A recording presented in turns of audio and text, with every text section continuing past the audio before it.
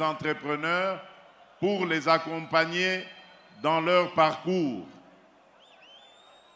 Nous tenons énormément à rapprocher ces agences, ces institutions de la population parce que nous connaissons l'ingéniosité qu'il y a en chacun des jeunes Congolais. Et donc nous devons vous aider à créer vos propres entreprises et à vous accompagner pour avoir accès au crédit et pouvoir ainsi réaliser vos ambitions. Le deuxième engagement était par rapport à la sécurité. Mes chers amis, mes chers compatriotes, notre pays est en danger.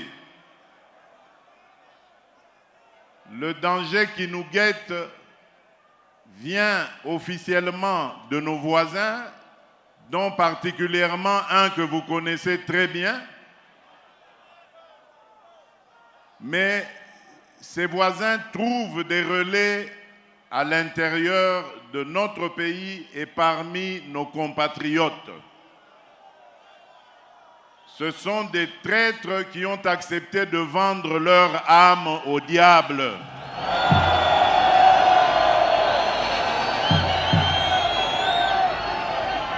Je vous mets en garde contre ces manipulations. Ce sont des gens dangereux qui n'ont aucune vision pour le pays et qui comptent sur la déstabilisation de la République démocratique du Congo pour enfin pouvoir ramasser les morceaux des Congolais.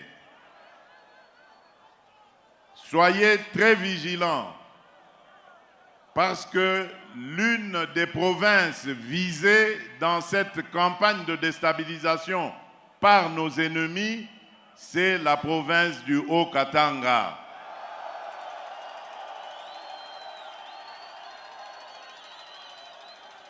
Ils vous considèrent comme des moutons qu'ils peuvent venir manipuler à leur guise. Soyez vigilants, Batoto et Katanga. Soyez debout et ne permettez à personne, vous entendez, personne de venir ravir votre liberté, votre souveraineté. Ces fils et filles du pays qui se sont faits leurs complices sont aveuglés par la haine et surtout par la frustration qu'ils ont d'avoir perdu aux élections. Et voilà pourquoi, après pourtant avoir eu l'occasion pour certains d'entre eux de participer aux élections, pour d'autres de boycotter les élections, voilà pourquoi ils choisissent de se rallier à notre ennemi pour détruire la République démocratique du Congo. Nous n'allons pas les laisser faire, rassurez-vous. Nous allons, et nous sommes déjà en train de le faire, renforcer les capacités de nos forces de défense et de sécurité pour défendre la patrie envers et contre tout. J'en profite donc pour dire aux jeunes gens qui seraient intéressés par la carrière de militaire ou la carrière de policier de pouvoir s'engager sans hésiter. Toutes les mesures sont prises pour accueillir les jeunes gens qui voudraient embrasser ces deux carrières-là. Vous serez honorés par la République, vous serez pris en charge par la République. Nous avons commencé un travail au niveau de notre armée et de notre police qui consiste à nettoyer tout ce qui a été mal fait pour redonner une belle image à ces deux institutions qui sont essentielles dans la défense de la patrie. Donc je vous invite, jeunes gens, à vous engager dans ces deux institutions. La troisième chose, le troisième engagement que nous avons pris devant vous, c'était d'améliorer le pouvoir d'achat. Partout où je vais, je suis interpellé par notre population qui crie toujours « dollar, dollar, dollar, dollar ».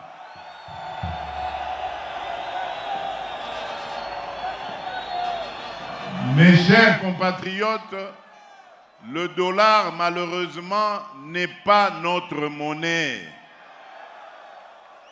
Le dollar, c'est la monnaie des Américains. Nous avons pris l'habitude d'utiliser cette monnaie dans notre pays parce que justement, au fil des années, nous avions perdu la confiance en la monnaie locale. Et notre monnaie aujourd'hui, c'est le franc congolais. Si vous ne lui donnez pas de la valeur, de l'importance, eh bien, elle continuera à perdre son importance, sa valeur face au dollar. Aidez-nous à redonner sa fierté et sa force au franc congolais. Ça, c'est d'une part. D'autre part, le dollar, justement, nous fait beaucoup de mal parce que tout ce que nous consommons en République démocratique du Congo, nous l'achetons à l'étranger. Et pour ça, nous avons besoin des dollars. Voilà pourquoi je veux inverser la tendance. Nous avons des capacités en agriculture. Tout ce que nous mangeons et qui vient d'importation, nous pouvons le cultiver dans notre propre pays. C'est pour ça que j'ai mis un accent particulier sur l'agriculture.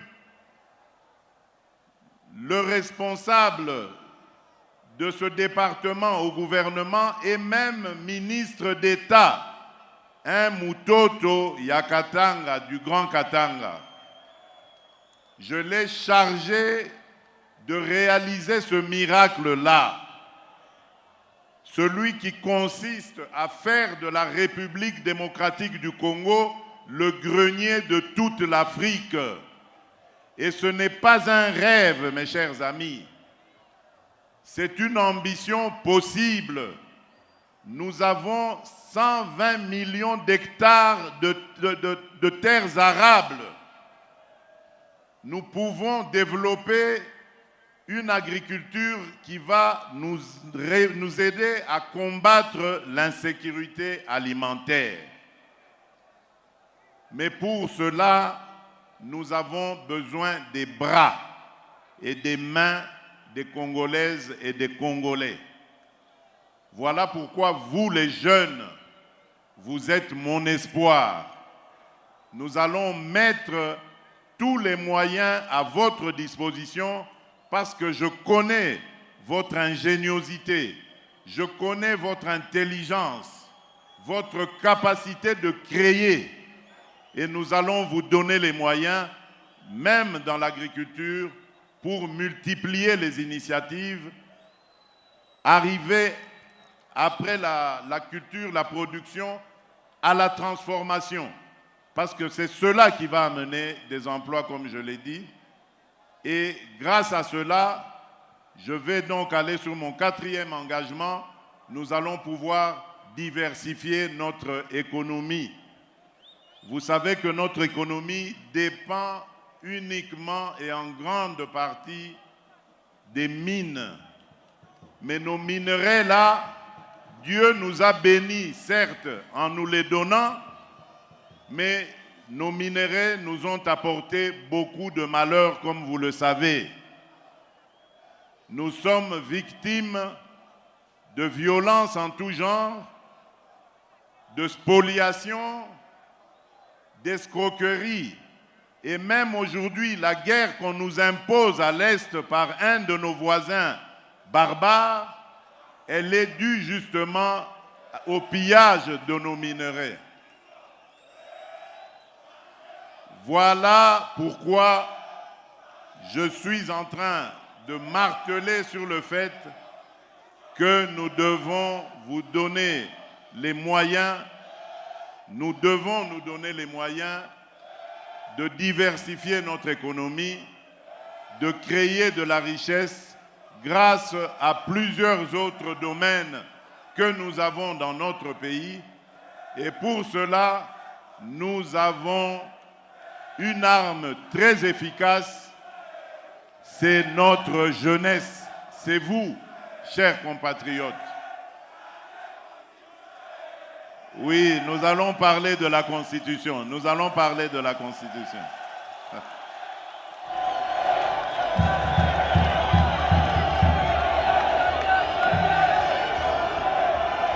Batoto ya Katanga, jambo yenu. Jambo tena. Voilà. J'ai entendu changer Constitution. Je vais arriver à ce point-là.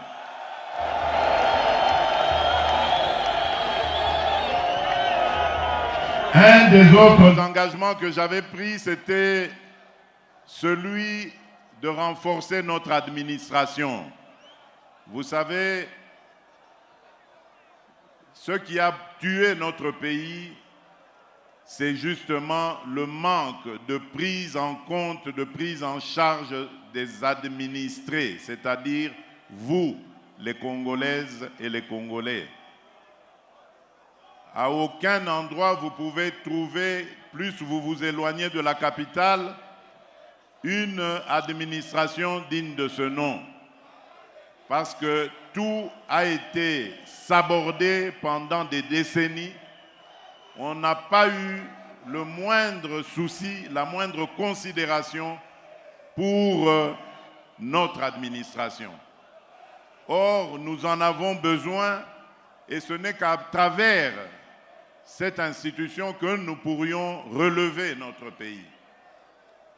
Voilà pourquoi, dans le fameux programme de développement des 145 territoires, il y a un volet essentiel de construction des bâtiments administratifs. Nous commençons par là pour ensuite former et moderniser ceux qui vont travailler justement à redorer le blason de notre administration. Grâce à une administration moderne, la RDC pourra faire face à ces nombreux défis. Oui, je vous ai dit que nous allons parler de la révision ou du changement de la Constitution.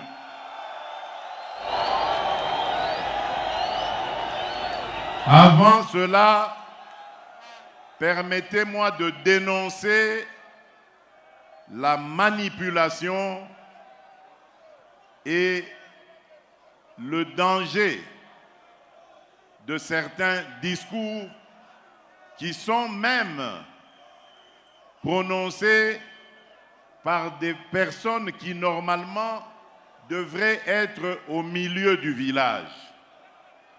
Je suis très inquiet quand j'entends des ministres de Dieu sortir des énormités pour dire que les Congolaises et les Congolais n'ont pas le droit de réfléchir sur le bien fondé de leur constitution. Quel est ce peuple qui n'a pas le droit de se remettre à un moment donné de sa vie en question et de redéfinir ses orientations? Ce que j'ai dit à Kisangani n'avait absolument aucun lien avec un quelconque troisième mandat. Mais vous avez entendu que cette fameuse opposition qui n'a rien à proposer, qui avait mordu la poussière très sérieusement lors des dernières élections, cette fameuse opposition cherche à manipuler la population en disant non au troisième mandat. Qui leur a parlé de troisième mandat?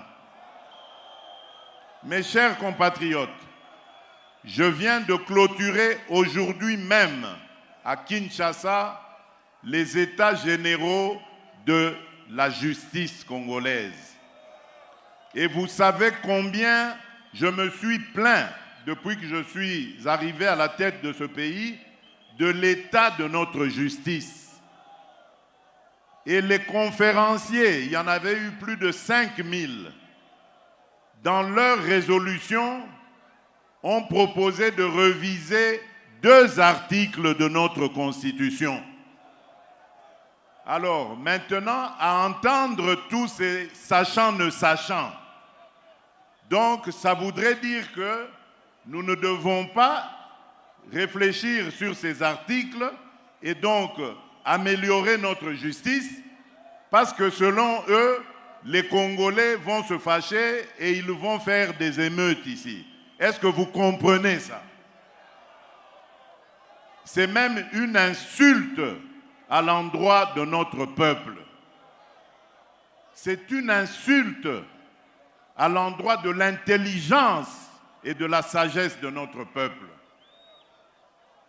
Demander aux Congolais de ne pas revoir leur constitution, alors qu'il y a un fameux article, le 217, qui consacre carrément la vente de notre souveraineté à des États africains. Nous n'avons pas le droit de revoir ça. Est-ce que vous entendez ça? Et il y a des hommes de Dieu qui ont osé prendre la parole pour défendre cette ignominie. Mes chers amis, je vous ai dit que le pays est en danger. Le pays est en danger et je crois que je suis l'un des Congolais les mieux placés pour comprendre cela. Tout ce qui a été fait contre notre pays n'a pas commencé aujourd'hui. Ça a commencé en 2002 ou 2003 à Sun City en Afrique du Sud, à la fin du fameux dialogue intercongolais. C'est là qu'on a apporté cette fameuse constitution, un lambeau de constitution qui allait ensuite être développé pour faire croire que c'est une constitution qui a été conçue par les Congolais. Il y a des pièges dans cette constitution. Et les guerres qui s'en sont suivies, la fameuse guerre du CNDP, la guerre du M23 d'hier et d'aujourd'hui, rentrent dans ce cadre de ce que vous avez vu dans cette constitution à l'article 217. On veut nous obliger à abandonner une part de notre souveraineté à des États voisins. Et on nous dit que nous n'avons pas le droit de revoir ça. Qui est celui-là qui va m'interdire, moi, le garant de la nation, à ne pas faire ça?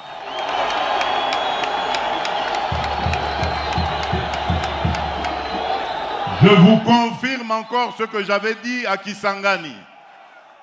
L'année prochaine, je vais réunir une commission de Congolaises et de Congolais bien pensants qui sont issus de plusieurs disciplines et dont l'objectif sera de revoir cette constitution.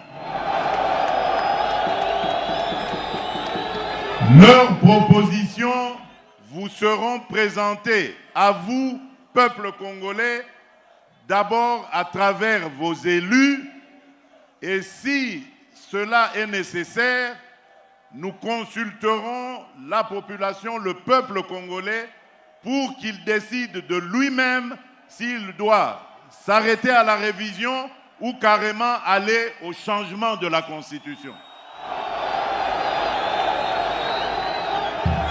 Et personne, vous avez entendu, personne ne changera mon avis sur cette question. Je ne suis pas venu à la tête du Congo pour m'éterniser au pouvoir et pour faire souffrir mes compatriotes. Jamais.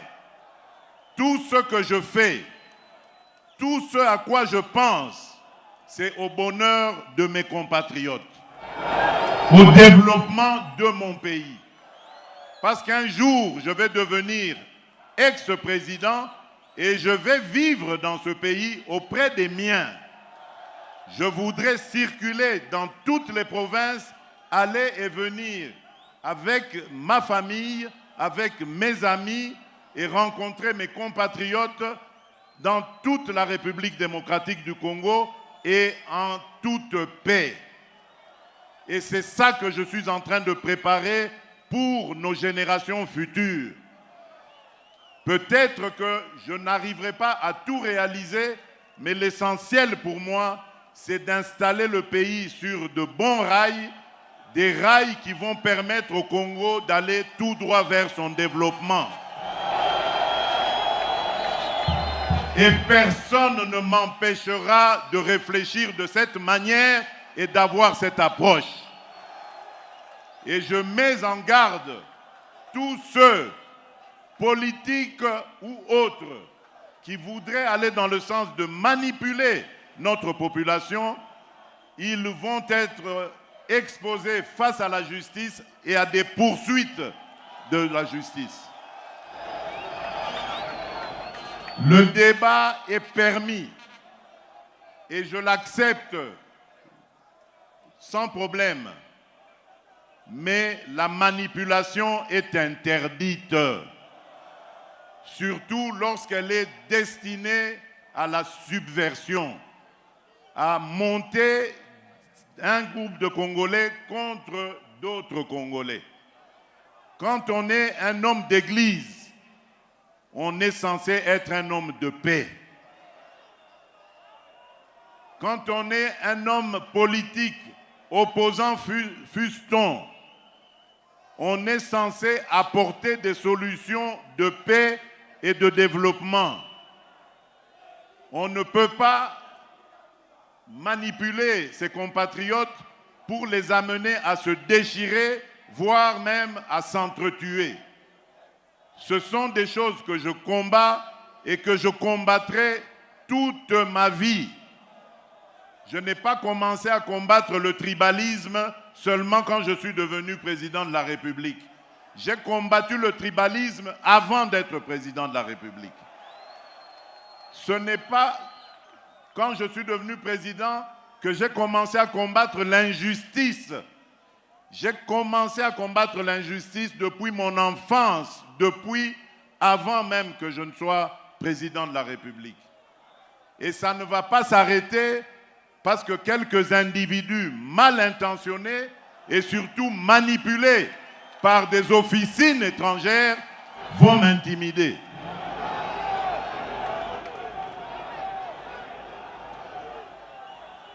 Voilà batoto ya Katanga, batoto ya Lubumbashi, batoto ya Haut-Katanga, ce que j'avais à vous dire en peu de mots. Je suis venu à Lubumbashi, dans le Haut-Katanga, pour voir le travail qui se fait ici. Et je dois dire, tirer un chapeau particulier au gouverneur Jacques Kiaboula. Je suis fier du travail qu'il fait. C'est vrai qu'il y a encore beaucoup de travail, mais l'histoire retiendra beaucoup de ses réalisations. Je suis fier parce que ceux qui avaient dirigé le Katanga avant, surtout lorsque le Katanga était uni, se sont bombés le torse à plusieurs reprises sur des soi-disant réalisations qu'ils avaient faites ici. Mais aujourd'hui, on voit qu'il n'en était rien. Le Katanga revit grâce à Jacques Kiaboula. je tiens à le remercier et à le féliciter. Demain, j'irai à Kipushi pour relancer les activités de l'entreprise Kiko qui était à l'arrêt depuis 33 ans, mes chers amis. Et ceux qui avaient dirigé le Katanga, eux n'avaient pas vu que cette entreprise était à l'arrêt, celle qui nous produit du zinc d'une teneur unique au monde. Ils n'avaient pas vu que cette entreprise était à l'arrêt. Aujourd'hui, sous mon impulsion, grâce à une nouvelle dynamique impulsée à la GECAMINE, nous avons le plaisir de vous annoncer la relance des activités de Kiko. Kipushi va pouvoir revivre, des emplois vont se créer par centaines, voire par milliers, directs, et d'autres emplois indirects se créeront grâce à cette activité qui va être une activité qui va faire rayonner la ville de Kipushi dans le monde entier.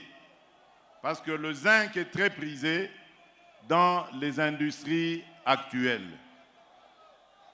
Ensuite, j'irai à Kanyamaka CC pour aussi aller rencontrer ce que un des fils, des valeureux et dignes fils du Grand Katanga, le général Jean-Pierre Kasongo Kabouik, est en train de faire là-bas avec le service national. Le service national qui, rappelez-vous, était une initiative du défunt Mouzé Laurent Désiré Kabila. Mais que ceux qui nous critiquent aujourd'hui avaient complètement mis à mal, si pas carrément anéanti. Nous avons eu l'ouverture d'esprit de comprendre que c'était une initiative fort louable et très précieuse pour la République démocratique du Congo.